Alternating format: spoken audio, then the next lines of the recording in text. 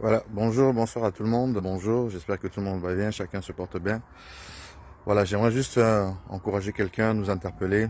Nous savons que nous vivons dans un monde où tout va de mal en pire, les gens sont oppressés, les gens vivent dans des situations parfois compliquées ou parfois dans des cas vécus où ça n'a pas toujours été facile, où les gens sont oppressés, les gens n'ont pas la paix, les gens sont dépressifs, comme je l'ai dit, les gens ont des soucis sérieux, même s'ils ont une bonne apparence, apparence de personnes joyeuses de l'extérieur, mais parfois ce qui se passe à l'intérieur de chacun, personne ne le sait à l'extérieur sauf la personne elle-même. Mais j'aimerais nous dire une chose, c'est une chose que j'ai vécue personnellement lorsque j'allais pas bien aussi il y a quelques années de cela, lorsque j'étais dépassé, lorsque j'étais abattu, bien que je montrais une belle apparence d'une personne que je n'étais pas réellement.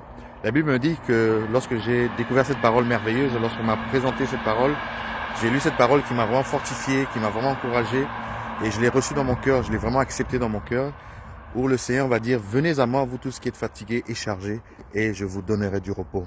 Vous savez, le repos, la paix ne peut se trouver qu'en Jésus-Christ. Souvent, on nous a présenté les choses d'une autre manière. On a été voir des psychiatres, on a été voir des psychologues. Certes, ça peut aider temporairement, ça peut donner un effet de réconfort.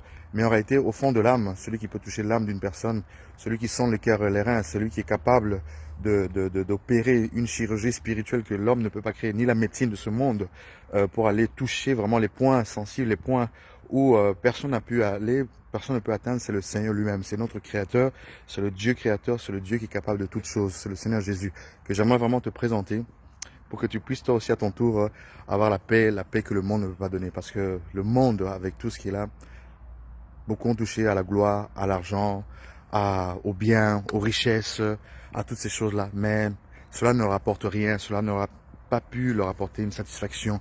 Même aller dans la drogue, d'aller dans la prostitution, d'aller dans des choses voilà, excessifs, ça ne leur a jamais apporté la paix. Et la paix ne se trouve qu'en Jésus, parce qu'il est le prince de la paix. Il est celui qui nous est né, celui qui nous est donné, qu'on appelle admirable conseiller tout-puissant, le prince de la paix. Alors je t'invite vraiment à prends le temps de réaliser cela. Jésus-Christ nous a été donné il y a 2000 ans. Jésus-Christ nous est déjà né, nous a été offert par le Père. Dieu a tant aimé le monde qu'il a donné son Fils, le meilleur qu'il avait. Jésus-Christ a fait que quiconque, donc tu fais partie de ce quiconque-là, j'ai fait partie de ce quiconque-là, tu fais partie, quelle que soit ta race, quelle que soit ta couleur, quelle que soit ton origine. Jésus ne regarde pas ces choses parce qu'il est esprit.